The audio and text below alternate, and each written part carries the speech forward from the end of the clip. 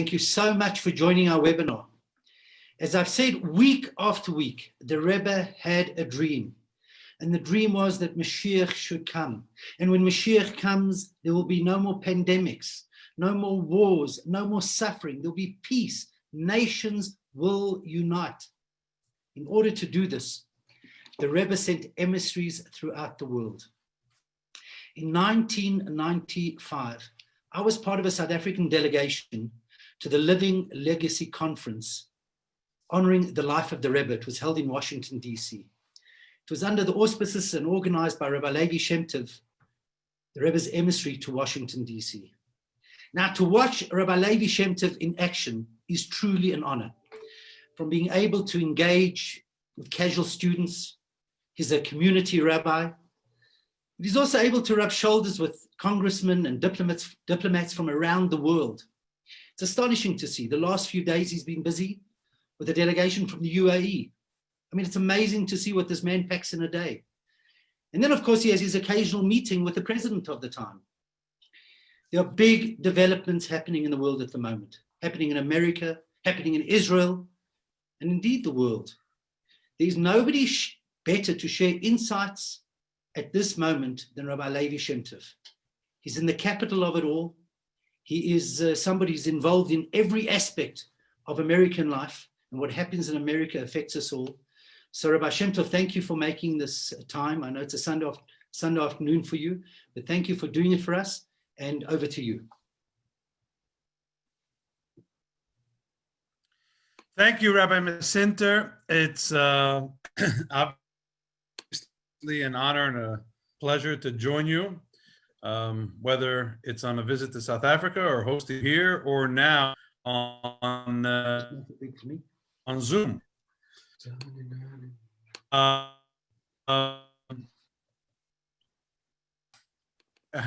connection? Is the connection okay? Is the connection? I think we've lost him. Just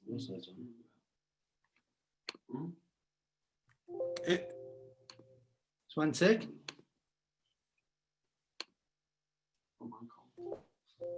Maybe you there? Yeah, you there? Rabbi Shem Tov? He's on mute. Can you hear You're me? on mute, Rabbi Shem Tov. You're on mute. All right, let's Better. unmute this here. Can you hear me now? We good? Okay. So as I said, it's wonderful to be with you, Rabbi Mesinter, either visiting you in Johannesburg or hosting you here or reading about your wonderful things or even just tracking you on the WhatsApps with all the creative programming you're doing to keep everybody connected, even as we are in this unprecedented and crazy time of the pandemic. We'll begin somewhere, and then I'm happy to take a few questions at the end. So I think the topic of the talk was the work of Chabad Lubavitch in our nation's capital here in Washington. And I do remember very vividly when you came in 1995, the event was to mark the awarding of a Congressional Gold Medal to the Lubavitcher Rebbe. And we had delegations from all over the world join us. The medal itself was a unique accomplishment because it brought together political adversaries in a joint project which they had not yet done before and didn't really do since. And each one mentioned during their address about how they don't really care for the other, but came together for this. So we saw that even a year after the Rebbe had passed away, we saw all types of coming together of people for this event. And I remember you brought Mr. Sally Kroc, who was reveling. You were there together with Rabbi Lipsker, Rabbi Mendel Lipsker, of course, who's a mentor to many of us around the world through his creativity, innovation, and strength. But Mr. Kroc was then speaking about how he was fascinated by the ability of Chabad to find great locations for the outreach that we're all doing there. And it still is in my mind 25 years later that those were his comments. In any event, we had people from all over the world. And that was a very transitional time for South Africa. And I remember being there in 1994, and someone took me to Pretoria to the Union Building. And there was a little bit of a hustle and bustle and sort of a security operation. And the person said, something very important is going to happen soon. I don't know what it is. And they cleared out the whole crowd. I had my ID badge here from Washington that gave me access to the Capitol. When they saw that, they let me stay.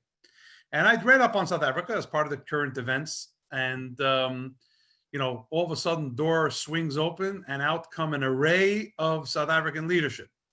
The names that I remember, because I have this photo that I show all South Africans who come to visit us, and they are in disbelief at the timing of the photo. But there was Mr. Mandela and Mr. de Klerk and Mr. Botha, and Mr.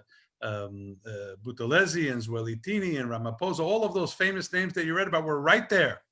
And I was wondering why I found myself there. It was like Hashgacha Pratis, you know, divine providence, almost some would call it circumstance, but we obviously know everything is for a reason. So as they were walking to make their press announcement, I walked out in front of them and they stopped. And I said, I had just found out what they were doing. They just agreed to go to elections, and the disaster that would have been the alternative was averted. And I said, I just want to bless you that you have averted with great success for South Africa. And there's a picture of how they're smiling after that. Everyone said, what joke did you say? I said, what I said was not a joke. It was actually very serious. People around the world were concerned for South Africa, for South African Jewry. And to see that moment was a moment in history that is seared in my mind as, you know, two disparate factors coming to a joint conclusion at that moment. Other things that I saw in South Africa, the strength and the commitment which the Rebbe had supported and the Rebbe had urged during that time of turmoil, and things actually became better over the years, as I saw on subsequent visits. So that's a bit of a South African connection. I obviously have relatives there. I have a brother-in-law who's a rabbi of the Garden Shul in Cape Town, and so on and so forth. So I've always admired from afar and sometimes from up close the South African Jewish community and the work of our illustrious colleagues in Chabad, you know, around the country.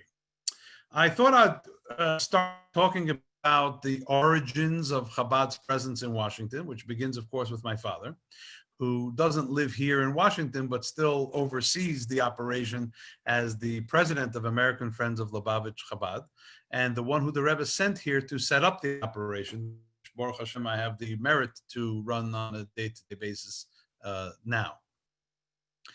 And there are a few anecdotes of his arrival time here, which could spell out not only the shlichus, the mission that he was here on all time, but the mission that maybe wherever we are. There's one famous anecdote or incident where it was the time of great action for Soviet Jewry in the 70s, late 70s, early 80s. And one of the senators stopped and asked him, what are you here for? You here for Israel? You here for Soviet Jewry? He said, no, I'm actually here about the whole world. Because the concern of ours is not about one issue or another, though we are concerned for those as well. But for us, we have to be concerned with any and every issue. We know the famous talk of the Lubavitcher Rebbe, where he says that the laws of Israel were given, the land of Israel were given, but not really implemented until 14 years later, because it took time until they divvied up the land and everybody got to settle their portion. And the Rebbe points out from that until everybody in the Jewish people had their apportioned place, none of us could feel fully settled. And that is something which applies not only now, or not only then, but even now, maybe especially now, as we see so many of our brothers and sisters are struggling And I think they struggle at this point, even materially, in an unprecedented fashion. There's confusion, there's uncertainty, there's instability. There are many things that everyone got used to just being secure about, which have now been suspended. They haven't evaporated. Hashem is always watching us, but things have become very tough. I live in Washington almost 30 years. I never really experienced many demonstrations here, and we've had them every few days. Even last night, hundreds of people were marching right by where I live and demonstrating. It's an unusual, unprecedented time, and it's a time where the unique ability that we have to come together and bring people from different sides together is very necessary. Well, my father basically organized American Friends of Lubavitch as a cohesive unit, which began in the times of President Gerald Ford, who was the first president to address any event or receive any group of Chabad, Lubavitch, Shluchim from around the country, which were then a few dozen. Today we're a few thousand, and if you include the world, even more. Obviously, following President Ford was President Carter. Not too long ago, we hosted a Zoom event which featured one of his top aides, his domestic policy czar, who pointed out that notwithstanding the tension between Jimmy Carter and the Jewish community in years that followed, during the time of his presidency, he instituted the Education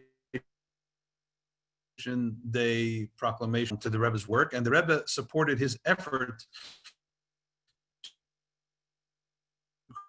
to create Rabbi Simtov, do you want to just check your line? Separate Department of Education in the United States government. Am I not coming through clearly? It's breaking a bit. Just check that your internet connection's good. I'll tell you what I'll do. Why don't we disconnect? I call them from a different device. How's that?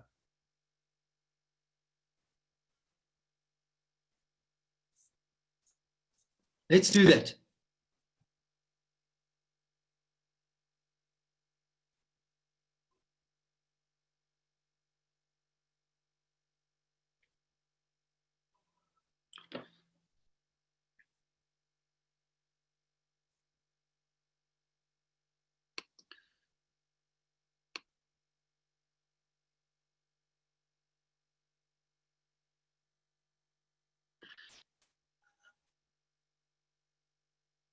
I'm just waiting for Rabbi Shem Tov to reconnect. There was a problem with his connection. Now he's connected. How are we now? Better? Much better. Much better. Yeah? Yeah. Okay. So it's a bit of a different angle, but tell me where did we lose each other? You were telling us about Carter while he was president. So he instituted the Education and Sharing Day proclamation, which became a vehicle to focus on the Rebbe's views on education, which were very significant and substantial, and also have allowed a time to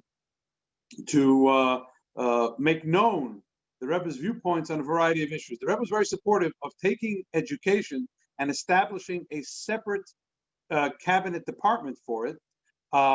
It used to be part of the Health, Education, and Welfare Department, and then became the Department of Education. The Rebbe emphasized that by making a separate government department for it, the government was making a statement that education is important enough to warrant its own secretary in the cabinet.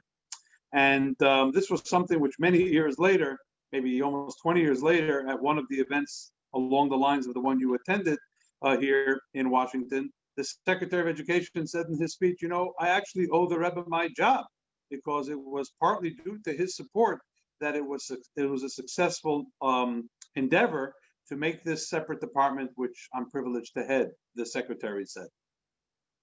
And Carter also, in his administration, there was something which today is enjoyed all over the world, and that is the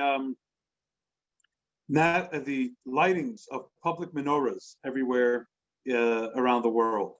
One of the first one was in Philadelphia in 1974. 1975, there was one in San Francisco.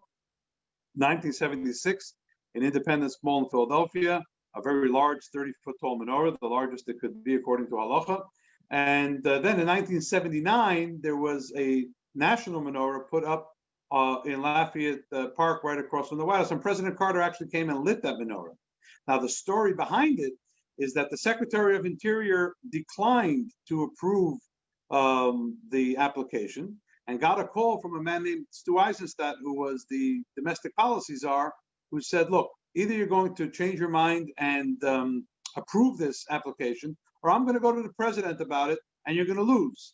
So, Mr. Secretary, why not approve it, or else there will be no displays of any faith, and you're going to have to answer all the tourists who come and don't see their tree there about why that is the case. So obviously it goes without saying that he decided to approve the application, and President Carter came and lit the menorah. And since then, we've had the vice president, we've had the president receive delegations on Hanukkah in the Oval Office, and everyone, the president, vice president, cabinet secretaries, congressional leaders, they've all been to this event, which now, attracts thousands of people to the site and tens of millions who see it on TV. Imagine this is on up to 1,800 TV broadcasts in the U.S. alone. Carry the national menorah lighting, which is seen by tens of millions of people, and it's a presuming nissa that's unprecedented and unequal. Going to President Reagan, who obviously had a very close relationship with the Rebbe. It is known that one of the first letters that President Reagan sent after he was shot, while he was recovering, was actually to the Rebbe. And he lauded the leadership of the Rebbe over many years, received delegations of shluchim many times, and there were so many things which had been done and expressed in those years. He actually gave the menorah the name National Menorah, which basically made it official.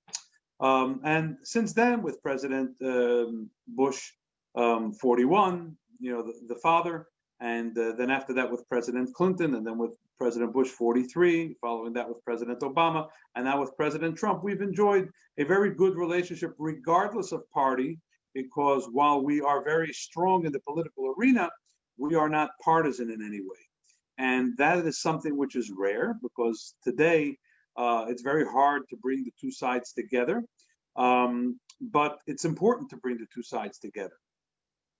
And we have many stories. I don't know how much time we have left, but I could give you a story about each of those photos that was on the PR that I just saw Rabbi Mesinter sent me. For example, you have the picture with President Trump at the White House. That was a time where they brought 5 religious leaders to the White House for a National Day of Prayer, and asked me to say the prayer on behalf of all the Jewish people. And we were talking about something for a minute, and they snapped that picture of him speaking to me. It was just before the opening of the embassy of the United States in Yerushalayim, and we'll leave the content of the conversation for another time, but that is obviously something which shook the Jewish world in a good way, and shaped some things in the Middle East in a historic manner. The picture with Joe Biden, who was the vice president, now running for president, is an interesting one, because that was a time where he met me at a large event, and he has had a very long-standing relationship with my father. He also came to light the menorah while he was vice president, but he goes back to train rides that my father would take back from Washington to where we lived then in Philadelphia, and they would schmooze for hours on end, because he would get off in Delaware, the stop before Philly, and my father would get off one stop later in Philadelphia. And many years later, when we brought people to Washington for another one of the events like the one Rabbi Mesinter described, in the middle of his speech, he left his prepared notes and started talking about what would the Rebbe want everyone to do. The Rebbe would want everyone to do more about the particular topic he was describing. And you saw there a saturation of recognition that cannot be accomplished in 1 or 2 meetings or with 1 or 2 efforts, but one that's done over the course of many years. Vice President Biden was not even vice president yet. He was vice president-elect when he called me on Thanksgiving Day, the day after the Mumbai massacre, to check in on what he could do to help with the shliach there, and pledged his commitment together with President-elect Obama in working together with the White House of President George W. Bush. And that was somewhat reassuring to know that, notwithstanding the political disconnect between the two sides, there was some cohesion and cooperation, unfortunately for a sad matter, but that it was available.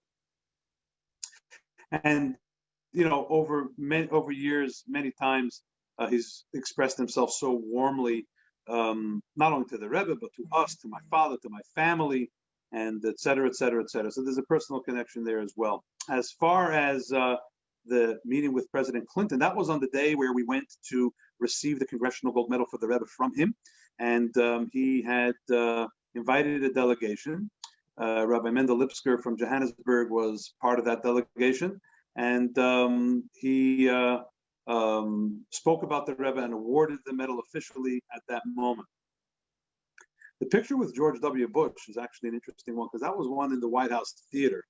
And it was literally a minute or two after I had finished discussing a sikha of the Rebbe, teaching of the Rebbe regarding the difference between boulders and bricks. The Rebbe speaks about how the boulders are the foundations of society, and those are made by God like boulders.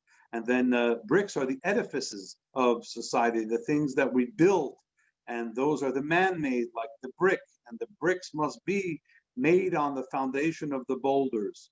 And he's a man of deep faith, and it resonated with him. And someone snapped that picture as we were walking out. And every picture has a story, and there are so many of them that I can regale you with. But I think that the important thing to remember is that, I often have to tell people, I'm a rabbi in the political arena. I'm not a politician in the rabbinical arena. And there's a big difference. And that is that no matter what the parties might think about each other or about a particular topic, we try to bring a neutral and hopefully inspiring perspective to that all. I think that it's important also to speak of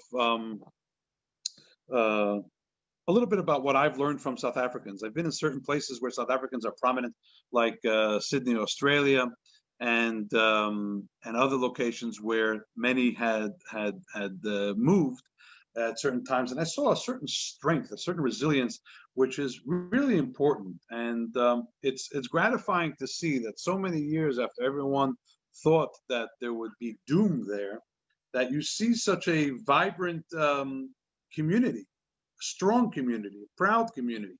The amount of Jews enrolled in Jewish education in South Africa dwarfs most other countries outside Israel, of course. And that's something which I think is an important crowning achievement of the leadership of South African Jewry of the past few generations. I'm just going to single out one that I know who lives in South Africa, and I'm going to tell you an interesting story. There is we obviously deal with people on all levels and strata, as Rabbi Sitter told you, everyone from cabinet officials and the president himself to students and young professionals. To us, there's a certain notion within each one of their Yiddishkeit or whatever else they can gain from us, even if they are not Yidden. And we try to make sure that those are delivered and catered to. Well, I was walking down the street near the campus with my wife one Rosh Hashanah, because we went to blow the shofar nearby for somebody who lived there who couldn't make it to shul, and who asked that we should come by and blow shofar for them. Well, there was an individual who was walking with a bunch of his buddies, and he yells out "Shalom," half jokingly but half friendly. Turns out that we got to know each other a little bit better. And he was part of a student group called the Apes. There are things called fraternities, Greek life of student life. And there is a fraternity called AE Pi. This was an offshoot of AE Pi, who were notorious for their bravery and fun. Let's just call it that. And we became closer and closer. He started to come to our place and started to influence other students to come to davening. and I must say really helped solidify the presence of Chabad there.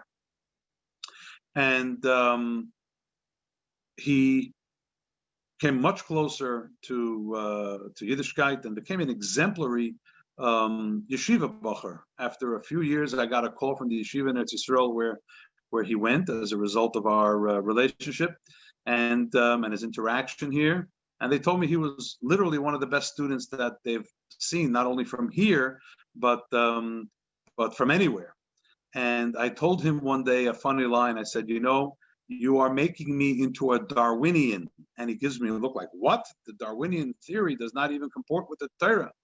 I said, remember, he was part of a group called Apes. I said, what you have shown me is that an ape can indeed become a mensch. And obviously, that's a very humorous way of discussing the great journey that he's had and the great impact that he had on so many students here. I mean, when you take somebody who's a BMOC, a big man on campus, and they use that popularity not for all of the impure things, but to actually rabble-rouse about Yiddishkeit, it's a great thing. Now, the reason I went on this tangent is because he's now part of the Johannesburg community and teaches, I believe, at King David today, and his name is Rabbi Eliyahu Sasson. So I don't know if he's watching, but if he is, so I just want to tell you, Rabbi Eliyahu, your story here is legend, and now I hope that you're doing the same in South Africa. The reason why I tell you the story is to show you that there's no disparity in rank or station. Everybody who's in our unique Washington community is equal in terms of importance as far as we are concerned. Just over the weekend, Rabbi Masinter mentioned about the new agreement between Israel and the UAE. It's indeed a very significant agreement. And I think I'm going to take a minute or two just to talk about that. And I don't want to get into too many details that don't have to be public. Sooner or later, they do get public. But for me, over many years, there were the Oslo Accords and many other processes where the viewpoint of the Lubavitcher Rebbe was not necessarily at the forefront of discussion because people were inclined otherwise. Everything was about territorial concession for what might eventuate in some type of a peace agreement. I've always felt that the Rebbe's viewpoint will come to bear, but it takes time and it takes resilience, patience, fortitude, and creativity to convey that message and to see that those things which the Rebbe mentioned decades ago about the threatening dictators of the Middle East who were indicating all kinds of horror and terror for Israel will fall. And the Rebbe said they'll fall in quick succession. And that Israel doesn't have to worry so much about energy because before long, Israel will not be dependent for others on energy, which is the case today. Israel's a net energy exporter. I know my own family, my wife's parents were in Koilel in Kfar Chabad studying. My father-in-law was studying at the time of the 1967, the Six-Day War. And my father-in-law, being an only child, his parents were very concerned that with all the threats of Nasser, Yamach Shmaya, etc., jamming the radio of Israel at that time with all kinds of ominous messages, perhaps they should leave. This was their only son. And the Rebbe said, no, they should not leave. The Eibishter will never forsake the Jewish people, and they'll be safe. Now, only a chassid would have taken that advice at the time, but they did, and we saw what happened in the Six-Day War. And thank God they have a thriving family today, so many years later. But when I asked my mother, were you afraid? Yes, she was afraid. So believing that what the Rebbe said was not mere speculation, but there was something deeper and more meaningful to that, inspired me in the past 15, 20 years that I've become more active in the arena to present the Rebbe's viewpoint with regard to Israel and its position in its neighborhood of the Middle East to many diplomats. It started with those where we had Chabad representation in the Muslim world, like Morocco and Tunisia and Azerbaijan and Uzbekistan and Kazakhstan and countries with a Muslim leadership and population. But then it started to expand. I'll give you an example. I read in the newspaper that the ambassador of Bahrain to the United States was a Jewish woman. It was in 2008 or 9. And I called the assistant and asked to make an appointment with her. And the assistant said she doesn't have time. I said, how do you know? You don't even you couldn't even have asked her. And I said, just ask her. And if she doesn't want to meet me, I won't bother you. Well, I got a call a few days later. I should come and meet with her. I bring a Jewish calendar, which we publish for the community, and invited her to high holiday services.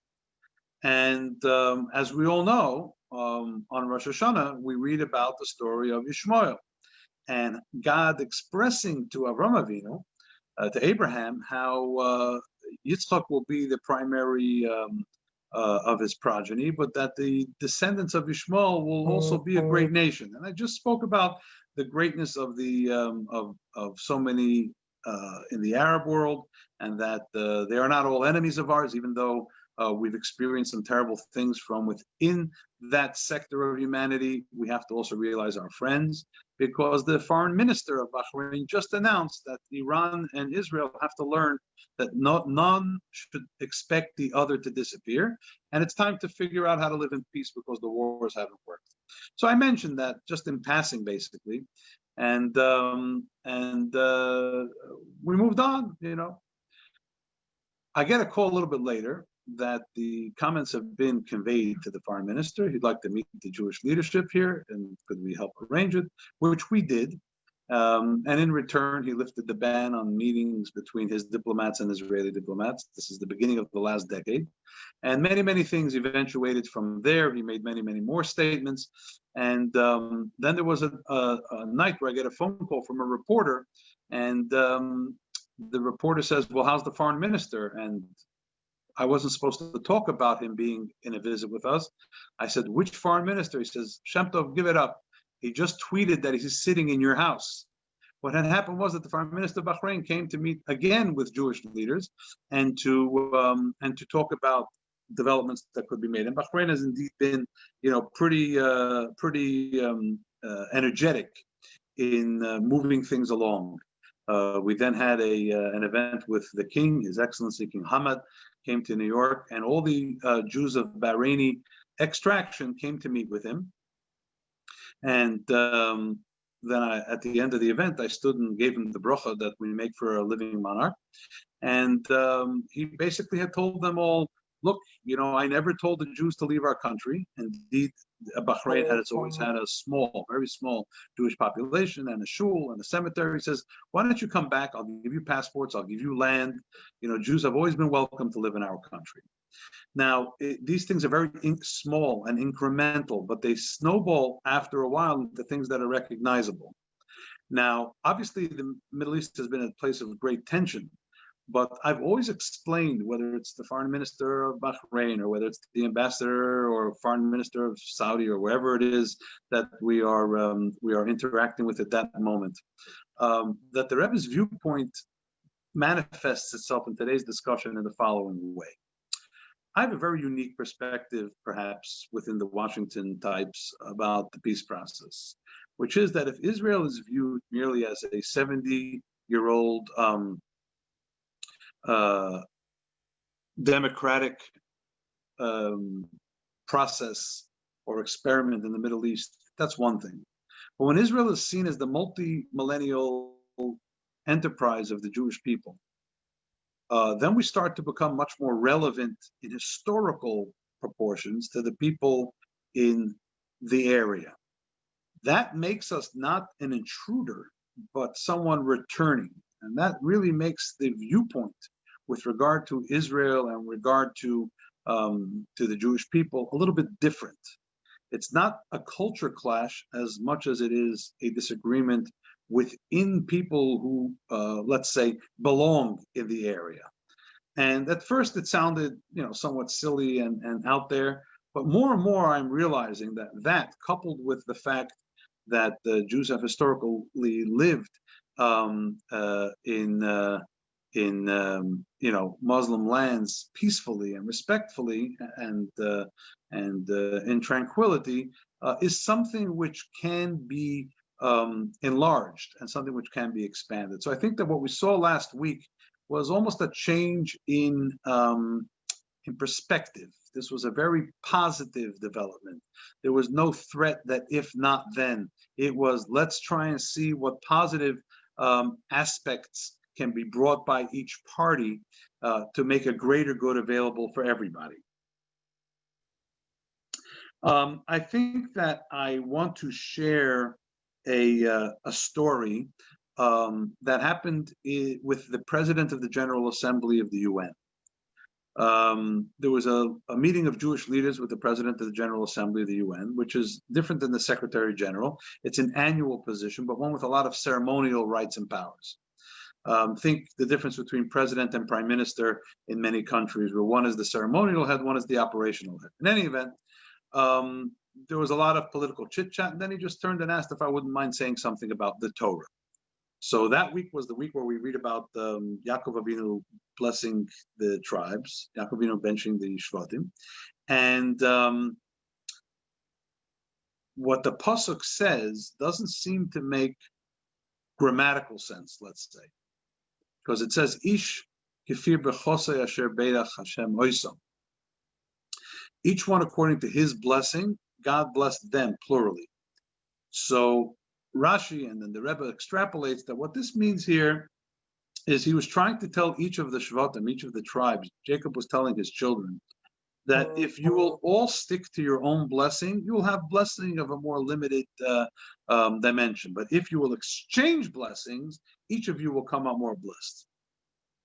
And I always use the example of if we walk into a room and each one of us has a penny and we each give the other what we came into the room with, you walk into the room with a penny, you walk out with a penny.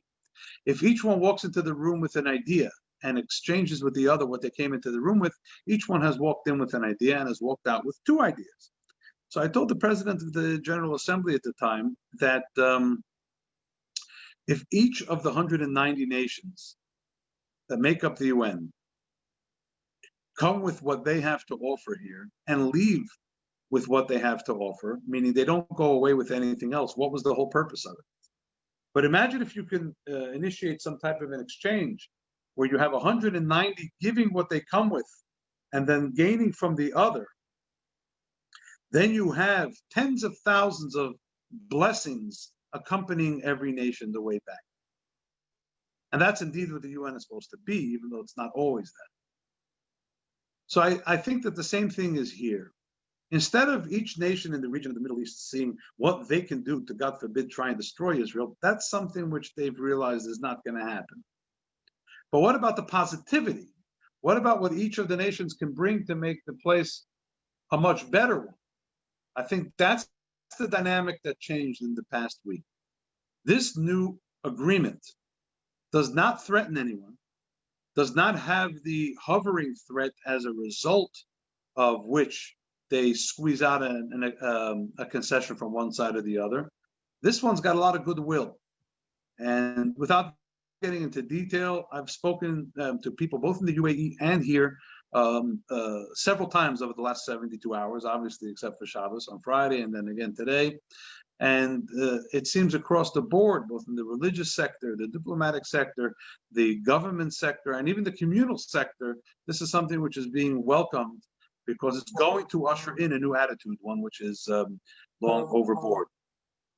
I'm sure many of you who are tuned in know Rabbi Rosen from the Nando. I'm sure the kosher Nando in Johannesburg still exists. I reveled in it, and we're still waiting for the kosher one in Washington, which might open up one day. But Rabbi, if you're listening, I just remembered I wanted to say hi to you as well. But getting back to this over here, so we see that people can come together, many of whom have not been able to see eye to eye. And as I said to one very senior Arab diplomat with whom I spoke just this morning, I said to him that, everyone is enjoying this, and this is really such a positive development that's going to bring good for everyone in the region. But I said, you know who's really enjoying this? our mutual great-great-great-great-great-great-grandfather Abraham, because he didn't necessarily need for us to be the same. He just didn't want us to fight. And you have basically now helped, because this is someone who was crucially involved, change the course of history, perhaps. And we'll look back at some point to this week and see that this is where the dynamic and the conversation has changed. I could tell you many other things. I'll tell you about one more project that we're doing that might be of interest to you. Before you go further, a little while back, we started to write a sefer. Hello, Rabbi Shem Tov, before you go further, there's somebody who wants to say hello to you. I'm here. Who's that? Put your Eliyahu, put your screen on. I don't have an option for that. Okay, well, Eliyahu Sassoon was listening to you. I hear the voice. That voice is burned into my neshama. Rabbi It's a Shem Tov, voice of Yiddishkeit. I just want to say thank you very much for your warm words. And I want to say that part of what makes Rabbi Shem Tov so great is his commitment to the politician and the young student alike. And I, in many ways, am a testament to that commitment. So thank you. Yes. But, I got to tell you, Elio, I'm thrilled and honored that you tuned in. But, you are definitely in the top 10 of the student movers and shakers here. And as anybody who knows anything about campus life knows, when you're a mover and a shaker, you could feed one of two very hungry beasts. Either your Yetzer Tov or your Yetzer Hara. Either your evil inclination or your righteous inclination. And the mark that you left here through the years that you were here and afterward, really bear fruit up until this day. And in a very important place, you showed how even one individual with an overabundance of energy God blessed them with can really make a very big difference. So thanks for tuning in. But I'm gratified that you would make any comments on this, but especially the nice ones that you did. And I wish you continued hatzlacha in your work. Rabbi Mesenter, do we continue? Thank you, Rabbi Shem Tov. Thank you. Absolutely. I saw he was listening, so I put him on. Well, I appreciate that. You hearkened me back a good 10 or 15 years, but yes, Rebbe Eliyahu was definitely one of the superstars here. And lest you think that the handshakes with the politicians and all the social cocktails and everything else that seems so glamorous is what makes me tick, I want to correct you and tell you that seeing that even in some way, people like Rebbe Eliyahu are a result of our work, that's more important to me, because that is something which will continue through him to bear fruit for a very long time. I wanted to talk about the Torah that we're writing, because unlike any Torah in the world, this one will be written entirely in Washington, D.C. And even though other people started to write Torahs after we started, which is fine, this Torah has special verses written in particular places. For example, in this week's parsha, we read Tzedek Tzedek Tirdof, you should pursue justice. We wrote that passage in the United States Supreme Court, and two of the Supreme Court justices were actually in attendance. One from the liberal side, Justice Kagan, who's Jewish, by the way, and the other, Justice Alito, from the conservative side, and they were there watching these letters of Tzedek Tzedek Tirdof be written in. We just more recently wrote the pasuk of V'rapo Yirapeh, he shall surely be healed, was written at the Department of Health and Human Services with the Secretary of HHS. And we've had many others. We had a whole plan of events which sort of was suspended because of the coronavirus, but as soon as we're able to, we're going to be doing those at various government agencies. V'nasati Shalom Ba'aretz, I'll give peace in your land, will be written at the U.S. Institute of Peace. Your enemies will run from before you, like we say when we take out the Torah. We're going to write that in Mitzvah Shem at the Pentagon. And we even wrote the story of Noach and the Ark was written at the National Zoo. But the idea of this is to bring practical applications of the Torah to show how timeless it is and how anachronistic it is not, to be able to relate even in our most super modern times to something which is ancient only in how old it is, but ever present in how relevant it is. And to be quite frank, there's something called the Museum of the Bible here. They have copies of the Bible in thousands of languages. but none of them have survived for as long as the Torah has. You know, I don't want to get too deeply into a drasha, but this week we talk about testimony relying on two witnesses. And as everybody knows, at a wedding, you have two witnesses, and everybody designates these two witnesses to the exclusion of any others who may potentially not be suitable. And the Rebbe explains that two witnesses can do various things. They can testify as to what happened somewhere, or they can make something effective. When they give testament, they make something effective. When they give testimony, or when they attest rather, when they give testimony, they talk about something of the past. And we, the Jewish people today, are the Eidei Kiyum. We are the ones who attest to the eternity of God. God has as witnesses the heavens and the earth, and et cetera, about what happened when he gave us the Torah. We are the Eidei Kiyum. We help attest, we help sustain, we help make a reality on a continued basis of the Torah and its ideals. And when we see, whether it's Johannesburg, whether it's Washington, D.C., whether it's New York, whether it's Jerusalem, wherever it is around the world, when we see the continued adherence to Torah mitzvahs, when we see the continued Jewish pride and strength, when we see that there are so many other things that go on around the world, but yet we are able to stick to our traditions and strengthen them within a larger secular world, one which sometimes is not so friendly to what we profess or believe. And this whole idea of the Middle East peace process might be a good example of how things that may have seemed unusual, anachronistic, or outdated seem to be very much the thinking of the time, which is Israel has a lot to offer to the region. And if people would just accept that, we could have a much better reality, because we could see each other's advantages as opposed to disadvantages. The Rebbe once mentioned to my father in a private audience in Yechidus about his disappointment that the Muslim population in America is not engaged properly, and how they have a lot to offer, and it would be advantageous to the United States to do so in a way which brought out the best in them, because otherwise there could be all types of results which are not favorable. And this was about maybe 10 years before 9/11 happened. So I think that actually it was more than 10 years. It was about almost 20 years before 9/11 happened. So I think that these are things that we have to recommend, and these are things that we have to relate. We have to relate them properly. We have to relate them with respect for others who are unlike us.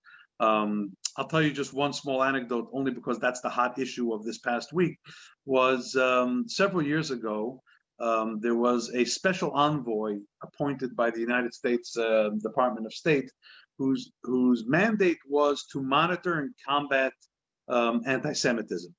And when that appointment was made official, there were several Jewish organizations who came together to celebrate that development. And we were one of the 5 organizations that did this, and we invited the diplomatic corps to attend. One of those that attended was the Saudi ambassador, and he happened to walk in as I was beginning to speak. And the Saudi ambassador attending a Jewish event had actually never happened before, and their arrival is usually an event because they come with a whole entourage. So I had prepared certain remarks, but I decided not to say those remarks, but instead to say the following.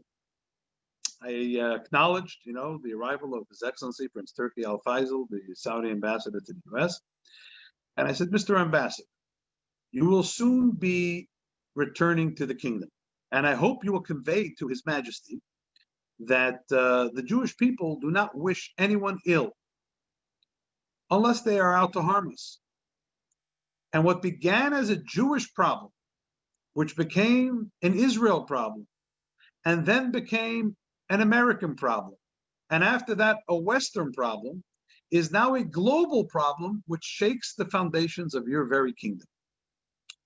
And what we have to now focus on is that together we have to help each other vanquish this problem. Of course, the problem was terrorism.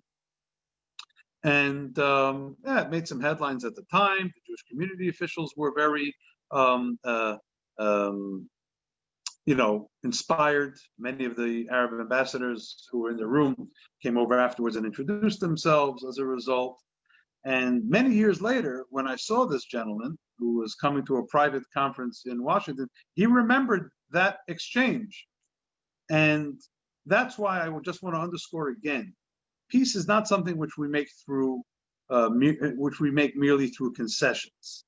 By understanding the special role that the Jewish people play, the special place of Eretz Yisrael, of the land of Israel, and the special contributions that our nation has made over time, we can, with persistence, with gentle presentation, but with respect for other parties concerned, bring the world, not just the region, but the world, to a better recognition of it.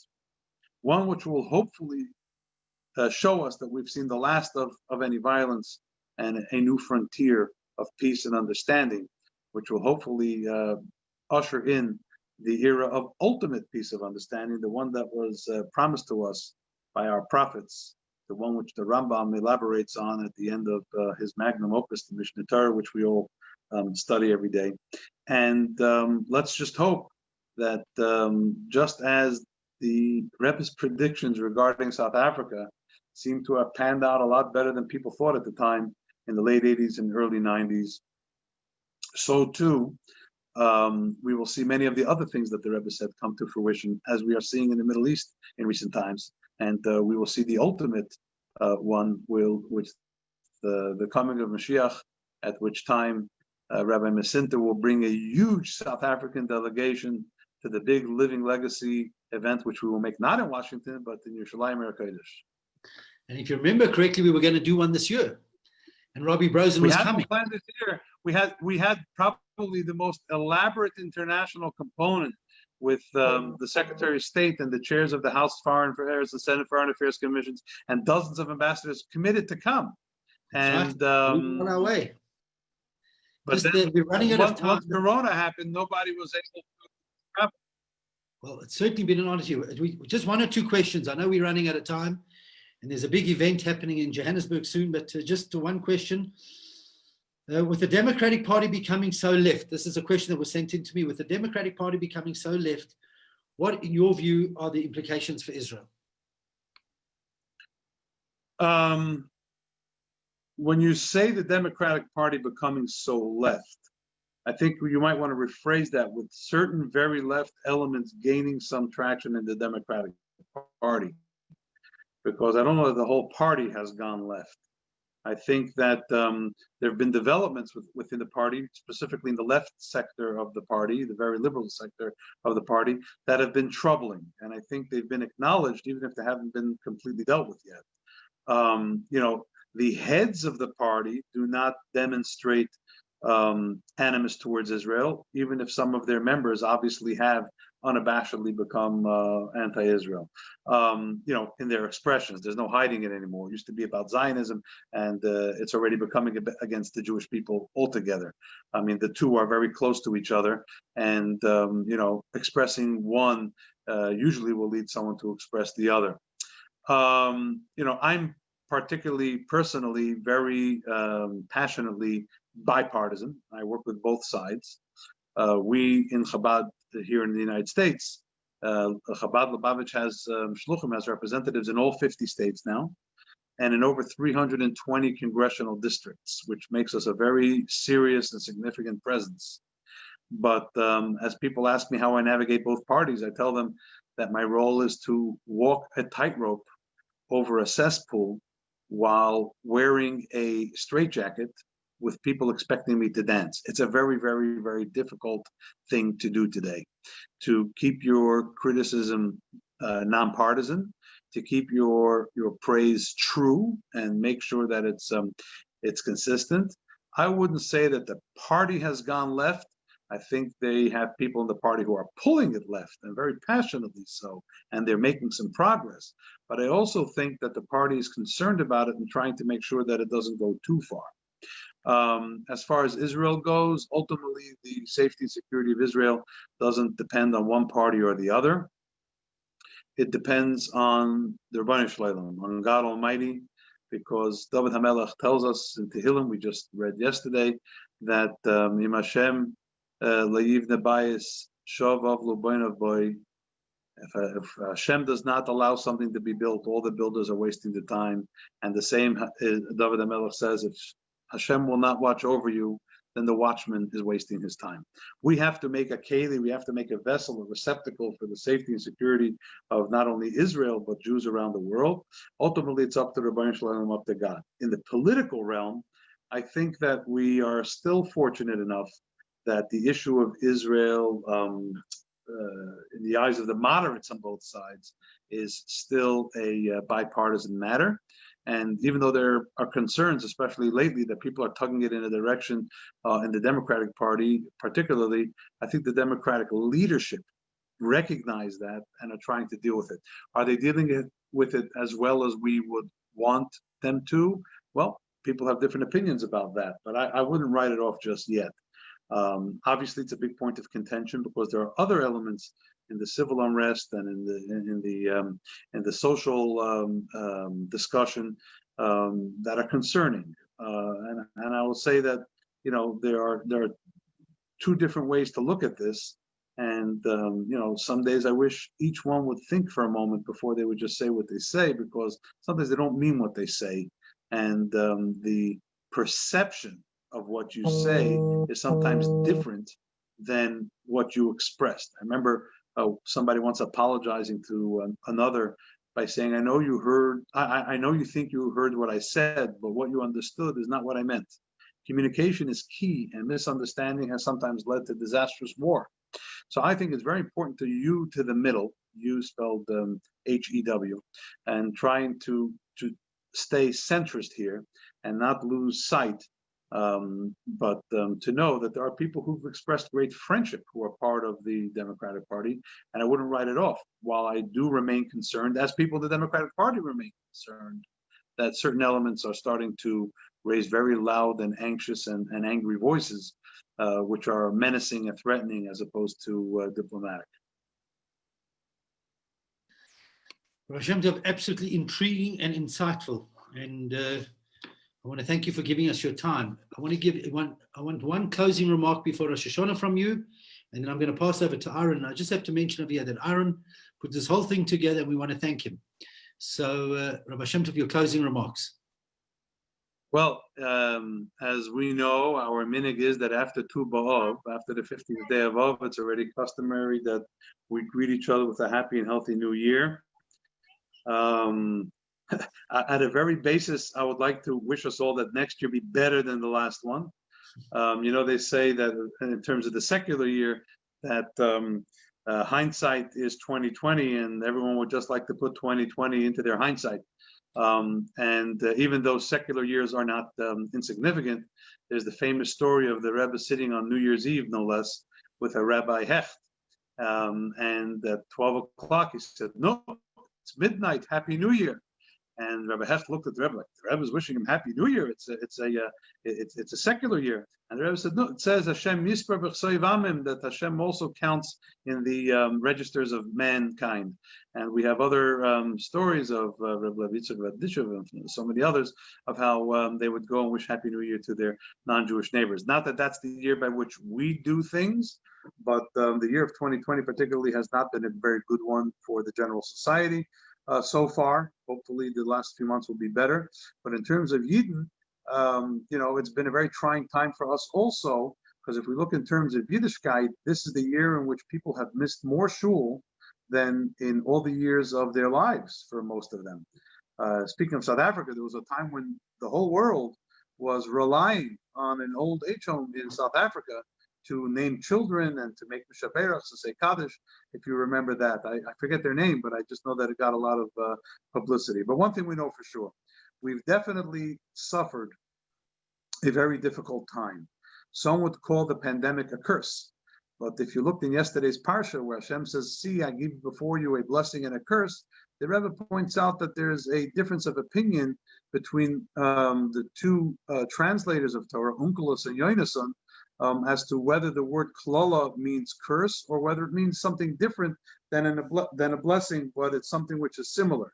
And the Rebbe points out that the translation of Onkelos was with Jews that were in the exile. They were very downtrodden, and therefore they saw something unfortunate as nothing other than a curse.